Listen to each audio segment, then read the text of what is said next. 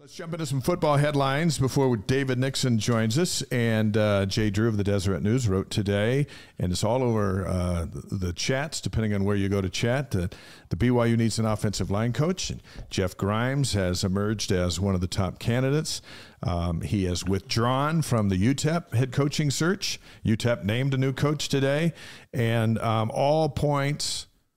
all signs point to a return of Grimes to BYU. And if that is the case, with an if, how big is that for the offensive line, which is his wheelhouse? Yeah, well, Jeff Grimes not only is one of the great technicians in college football in terms of coaching offensive linemen, like from foot placement to hand placement to pad level to all of that. So he teaches it. He's also one that is one of the most, I would call him, highly accountable offensive line coaches in the country. So, like, he's going to make sure that these guys are highly accountable for what they do, that they do technique-wise what they're supposed to do, that they're blocking who they're supposed to block, that they know what they're doing, or they won't play. And so I think he brings an edge to an offensive line that's hard to match anywhere else in the country. Let's be honest, we didn't have an edge on the offensive line this year. We had big guys. We didn't have an edge. Right. And when we talk about Jeff Grimes, he'll bring that edge to that offensive line. Those guys will be mean and nasty.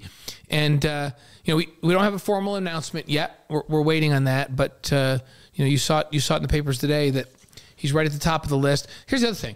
Jeff knows he's been at BYU a couple of times, right? And he knows the culture. He knows what it takes to recruit here. He's very comfortable here.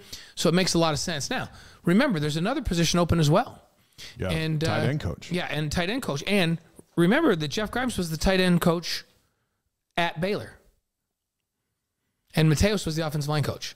And Jeff Grimes was the run game coordinator. Yeah. So do they go out and get another guy that comes in tandem with him?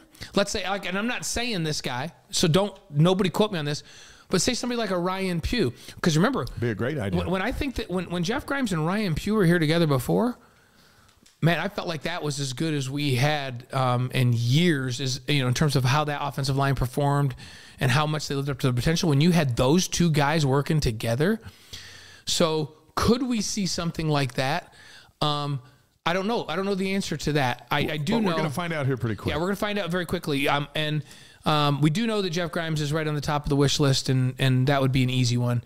And someone like a Ryan Pugh would be great to bring in with Jeff Grimes. Yeah, and we'll be watching closely because we feel like that there's some kind of announcement to be made this week. So hang with us. By the way, Tyler Batty announced over the weekend that he's coming back for next season. Now, I don't think any of us thought Tyler was ready to go to the NFL, but a lot of guys start thinking that they might be, or if they want to come back and go through the college grind. He's been here a while. But another year in this defense, we'll get him ready, give him a shot. And what it does is it also gives BYU a shot because they've got John Nelson back healthy. Yes. You can build around Batty and Nelson with some recruiting, whether it's in the portal or whether it's in the JC market, which they're heavily involved in, to beef up the interior line. Yeah, you need some monsters inside.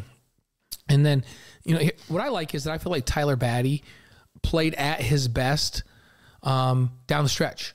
I thought he really started to come into his own and started to understand this new defense better and what was expected of him and how to play within it. And so I feel like the decision to come back is a good one because now this defense in year two, like I felt the defense was really good at times and there were some lapses at times. And those lapses wasn't because the guys weren't playing hard, because guys were out of position. They weren't gap sound. We talked about it a lot on our AFR show. We've talked about it here. Nixon, who's coming on with us, boy, he and I talked to her blue in the face about run fits and all of that. But it was a brand new defense for all of these guys except for Eddie Heckard and Cam at the corners, right?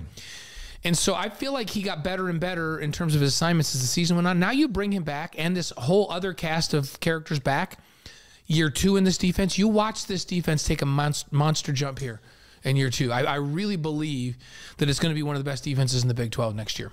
Batty's second team all Big 12, so it'll be good we have him back. By the way, a shout out to Steve Sarkisian, our friend and former Cougar quarterback, head coach of Texas. They win the Big 12 championship, beat Oklahoma State 49-21. It should have been Oklahoma because we should have beat Oklahoma State. Yes. But it wasn't, so it was our fault that was such a lousy game. But Sarks go into the college football playoff and a chance to win it, which I still think it's amazing that a former BYU player has the #1 football job in America. And you know what? As a head coach his team at Texas. is peaking at the right time. Yeah. They looked really good last week. Like, they're playing well.